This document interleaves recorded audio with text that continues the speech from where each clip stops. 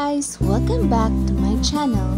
It's another travel vlog for today's video. And this time guys, ay pupunta ako sa San Mateo, Rizal. Meron kasi akong napapanood na dumadaan sa newsfeed ko guys. Isang magandang place na may overlooking mountain range. Ito ay ang Casa Peregrine. So ayun guys, sakay ng joyride motorcycle ay nag-meet kami ng aking bestie sa Cubao. And from Cubao ay sumakay naman kami ng jeep na papuntang Cobio Gate 2. Ang pamasahe sa jeep guys ay 35 pesos each. Pagkarating naman namin ng Cobio Gate 2 ay sumakay naman kami ng another jeep na may signboard na Pintong Bukawi. Ang pamasahe naman dito ay 50 pesos each. Ihahatid na kami nito malapit sa Casa Peregrine. Mga 30 minutes din siguro ang biyahe namin ito guys. In-enjoy na lang namin ang biyahe kahit feeling namin ay ang layo na ng aming narating. So ayan yung bestie ko guys. Banding namin yan bago siya bumalik ng abroad. Kakaiba tong trip namin guys. Gusto namin talaga yung mga malalayo. So ayun na nga at malapit na kami sa katotohanan.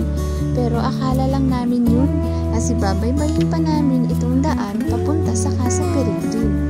Labanan to ng mga matitibay ang tuhod. Pababa ang daan dito guys, kaya buti na lang at pareho kaming naka-rubber shoes. Mga 10 minutes walk siguro ito guys. Kung palagi kang nasa city, mai-enjoy mo itong view habang papunta dahil marami kang madadaan ng mga puno. Hindi din ganun kainit ang panahon. Nakarating kami dito guys siguro mga around 10 AM na. Ayan guys, malapit na kami. Pagod na yung bestie ko. May free parking pala sila dito guys. Kaya yung mga may dalang sasakyan, ay don't you worry kasi meron kayong pwesto.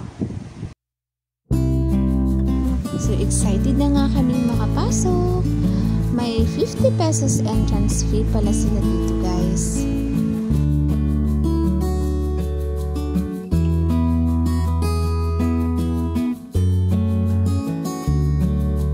Tara at libutin natin ang Casa Peregrine.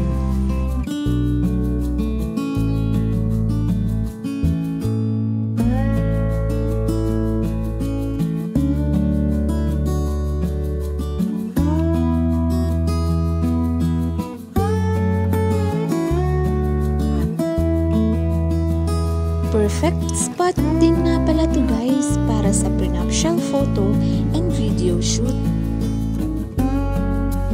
Napakaganda dito guys. Worth it ang pagod sa biyahe.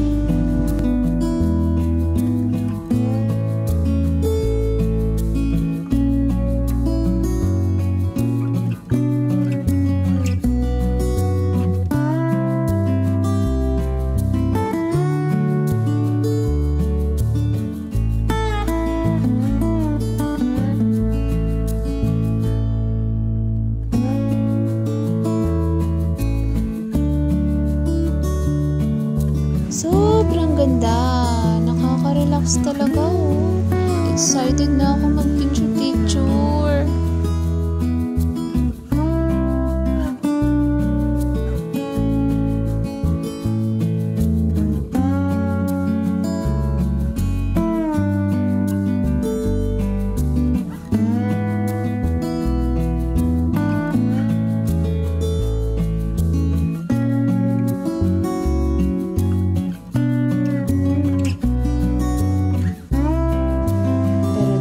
Napagod kami sa biyahe at nagutom na, ay kakain na kami dito sa kanilang restaurant.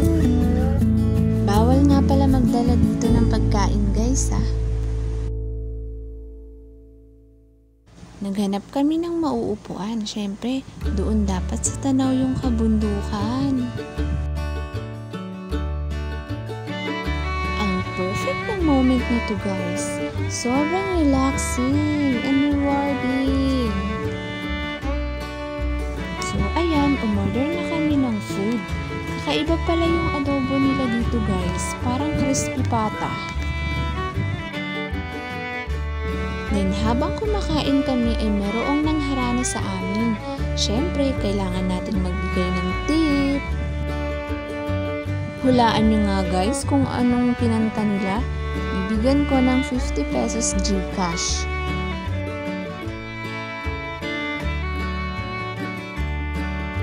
Ayan, kumain na kami. Maritisang walang humpay at kwentuhan ng buhay-buhay.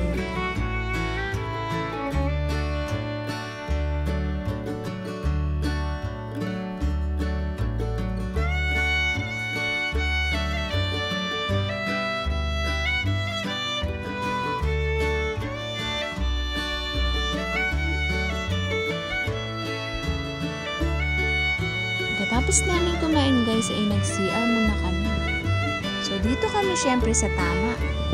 Doon naman yung mga mali. Nakakatuwa. Tama at mali. At ayun na nga, ready na kami mag-picture. Excited na kami dyan guys.